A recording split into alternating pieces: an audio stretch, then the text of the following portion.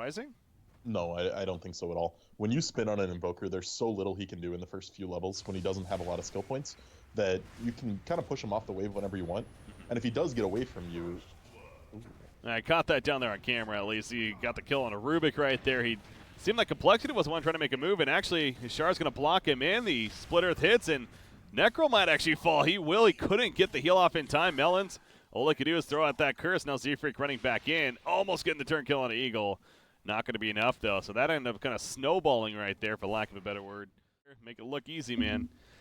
But it is a difficult task. But, yeah, as long as you're on top of it, then that can be very, very useful for yourself and your team. Bottom lane, again, Necro's in trouble. Snowball in. Wow. He just couldn't even get a single heal off. I mean, he only started about 70% life, and Melons is also in trouble. He's just going to be dove. He can't do a damn thing again. No CC coming out from him. Well, maybe, actually, as it gets a little bit of the creep block thrown out there. And he will be able to TP away, so at least Melon survives. But once again, Necro falling. We'll start to rotate now, find Axe doing a little bit of jungling.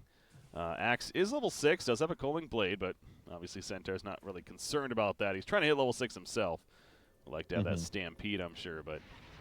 And he's hit the point already in the lane where he can go jungle very effectively. So there doesn't really need to be a lane for Monkeys anymore. He can use the jungle and just kind of run around and get stuff done. But the aggro try is rotating back up here from Freedom. That they are. Curse comes out. Mel's running right into a trap, though. Centaur nearby, but not close enough. This is a dead silencer for sure. A Coling Blade just to really do him in. The snowball not even necessary. Centaur will pour bot in while that happens, though. But it's proven to be a difficult task at only 6 minutes into the game, though. At this time, Stampede. Yeah, this is the weakness. Okay, they're going to chase down Eagle at the bottom lane. The hoof stomp on top, and there's that double edge. I mean, he just melts. No chance, really. Yeah, that was exactly why I was confused with why he stayed bottom. The risk of that happening was so high. Placed early in Freedom. In fact, they're going to rotate around. They know he's hiding in these trees. Oh, no. Cancel is going to pop out. Went for an Omni Slash, but actually gets stunned first. They don't have enough initial damage, but the shards are going to block him in. And he can't spin through there, so very good ward. Yeah, you see him circling the area. He's like, they got to have vision. Yeah, very much so. Just gathering information, letting them know where they're at. Oh, and he's ready to open. He hits the Cyclone. Here comes the hoof stomp. There's the toss back, the double edge. There we go. Meanwhile, Sven ports in, but he's just a little bit too late, and, well, Rubik's like, you know, I'll take that.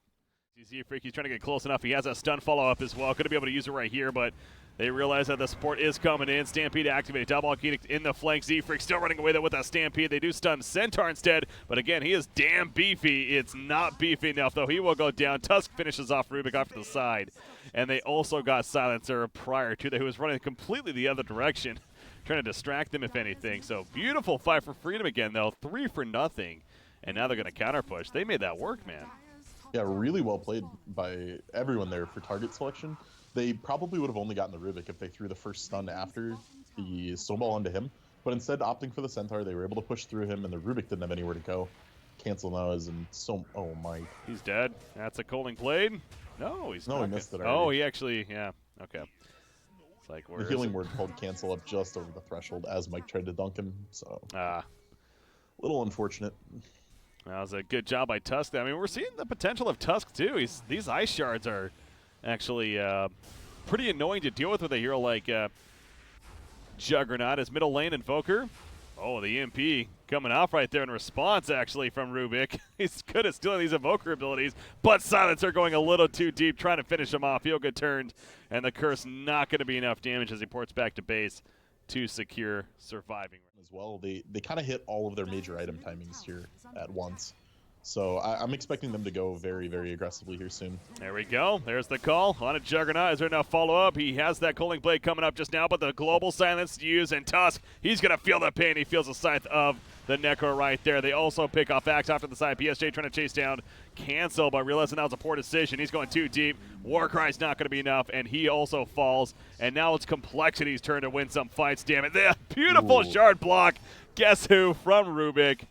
And they finish off Leshuk as well. He got a 4-man EMP in that team fight. They should have come out of that fight even.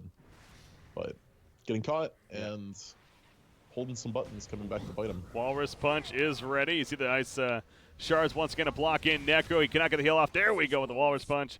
And down goes Moo. So actually Leshuk credit for the kill right there. But I got to say, The Stampede will help mitigate a ton of that damage, potentially just get them out in the first place, and really a heads-up item pickup here that's going to do a lot of work. Yeah, 60% damage reduction. That is pretty insane. Z-Freak, he still has those ice shards, remember. He's going to be blocked in. He's going to toss away the Leshrac, and he's going to block out Tusk. Z-Freak can come in the neutrals. Yes, he gets killed by the neutrals. It just doesn't stop. Meanwhile, the turn onto Leshrac, the Scythe to finish him off and putting on that timer that much longer. It is level 2 now as well himself, so ladies and gentlemen, get ready for a big play for Z-Freak once again. In comes a hoof stomp on Sven, by the way, in the middle lane, the double edge used. He's going to try to TP out in time. No, God, that had to be really close. Did he not TP to base? That TP took so long. It felt like it. That took a while. I want to say he did, but man, that was like a half a second away if that. Eagle gets picked off, meanwhile, by Z-Freak. Did he use the snowball? Of course he did. Way down here. Centaur in position to maybe get some kind of jump, but not going to happen. It's at the top lane, continuing to be pushed in by compLexity, though. That's a TP from the Sven, it looks like.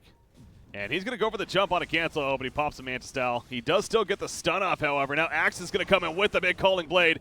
Excuse me, a big Berserker's Call on top of that, but the global silence used in terms of counter initiation, and the Omni Slash will tear right through Sven and pick him off. Centaur in the background, the Stampede already activated. He gets the combo on a Tusk, and Tusk will fall EMP in the midst of everyone, but I don't think that's really going to hit anyone, unfortunately. Rubik, what does he have? He has a Stormhammer, looking to go back in and make a play with it, but compLexity winning that fight initially. Only Tusk dying throughout it, actually. I guess you have so much magic resistance inherently. You always go a pipe or a hood, and so you have enough already, and you're never going to go butterfly in most normal games. So it's a way to get some evasion without having to commit to a weird, awkward item. That's a big kill, as you would expect. Meanwhile, the turn, though, coming out. The snowball in for the flank, and Rubik actually going to be thrown in the air. Z-Freak going to have to force staff away, trying to live throughout all this. Necro, meanwhile, he's on the run, too. In comes a spin from Cancel. They will pick off Necro. Remember, they do not have Invoker, though, so missing out some good damage from him. Tusk picked up. A double kill for Melons, actually, and Leshrac goes down as well. Axe is able to TP away. The only survivor throughout all of that, so they fading. And as you said, you know, the worst case would have been your guys at base dying while you're trying to counter push like that. And, well, as I say that could be happening. Walrus punch in, Axe, he's going to get caught as well, and Blade Mill ain't going to save him, and meanwhile the Scythe to take out Tusk. So he's dead for a good 60 seconds right here. Invoker in the flank position. There's the buyback on a Tusk. He doesn't want to have to wait all that time. And realize this is that they're still pushing, so again, that was kind of that worst case scenario. But Sven and Leshrac, they're actually going middle lane now, so this is a very curious here. Who will be favored in this time around, and how fast will they be able to get that tower? This is a bizarre way to play the game. Both teams just hitting buildings, and it's a game to see how many you have to send back, right? Yeah. If you need to send 2 or 3 to stop the push. The game of chicken. Oh, the Sunstrike connects on a Juggernaut. Well played right there by Timado, and secures that kill. Now Monkeys, he is in trouble. Stampede not up for another 12 seconds. That won't get up in time, and the damage is a little bit too much. So Timado guarantees the kill as well, and stops a little bit of a streak right there. Now the middle tower was saved. Apparently he is going to be sneaky enough. Nope, there's more here now. He's going to throw out a stun, and he blinks away initially. Snowball coming out, though, finally connects. And they're going to kill the God Z-Freak, the Stampede, unable to help him get away, despite the valiant effort there of Rubik. So coming in, and so they wanted to wait a little bit longer, but Timado just simply too quick. And now Z-Freak's actually pretty committed up here. Cancel nearby, but Z-Freak, he gets down right there, but the Berserker's Call split it on top. And the Sunstrike going to miss, actually, as he gets away. Leshrac in the background is picked off. And now Axe Mike trying to pour it out. Ain't going to happen, though. Reaper Scythe takes him at 100 seconds on that resurrection. Now he does have a buyback, but that's finally a move. And compLexity probably ends up taking it. Well, Necro's not here right now, and I think that's why Freedom may be going to Monkey's a big 3-man stun. Tusk the one, taking the damage. He does survive in the meantime, pops a snowball as the Sunstrike comes out as well. Necro, though, thrown up in the air. They do finish off Tusk. No buyback on him. Another throw up for Necro with the yields, and the global silence comes out pretty late in the fight, but eventually does. Leshrac being thrown back in. The Diabolic Edict, the ultimate of the Pulse Nova, not going to matter. He goes down 2-0. Double kill for Monkeys, and now they are going to finish off Roshan. Z-Freak heading towards the bottom lane. He has Battle Hunger as his ability. Pretty worthless ability, really, considering what's on the board. It stops blinks and it slows, so it's not totally useless. Okay, but it's something. There you go. Might get Reaper, though. That's pretty much game. 120 seconds, yeah. He's not coming back.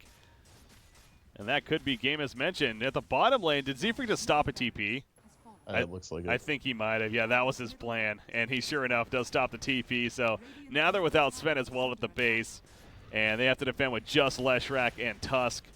Invoker, of course, nearby as well, but the 3 of them against the 4 that are here, that is such a difficult task to jump in. That's going to be one less as down goes Eagle. He will buy back immediately despite getting Reaper Scythe right there, but Centaur, 4,200 life, just tanking up all the damage that they're attempting to do, which isn't much from the looks of it. Eagle in the back line trying to catch Silencer. That ain't going to work, though. Yule Scepter in the air. Simply delay the inevitable. The crit comes out. Juggernaut finishes the job. Monkeys will barely survive again. Heals coming out as the snowball in from Juby. They might actually kill Centaur. Finally do as the Chrysalis crit from Sven comes out. But now cancel just going back in. He does not have an Aegis. Okay, he does have an Aegis. What am I saying? I didn't see his inventory for a he has second. Omni Slash too. He's just looking for an Omni there. They want to end the game. They know it's pretty over at this point. So. It is. Oh, the Scythe in the background. And that should all but do it. Yeah, GG, well played. compLexity will take game 2, and they'll finish 2-0. And I was kind of looking at the standings here. They pretty much needed a 2-0 to have a hope here of moving on because they fell behind a little bit against obviously the favorites in DC, but with the 2-0, there still is at least hope mathematically, so that's good for them. On the other side for Team Freedom, this pretty much wraps up their chances, if not already it was. Yeah, I believe they were locked out before the series even started, but yeah, rough go at it for Freedom. I mean, they hadn't lost the best of 3 this patch until the Duop series 2 weeks ago, and then they haven't won one since. Yeah. So it's been a struggle for them.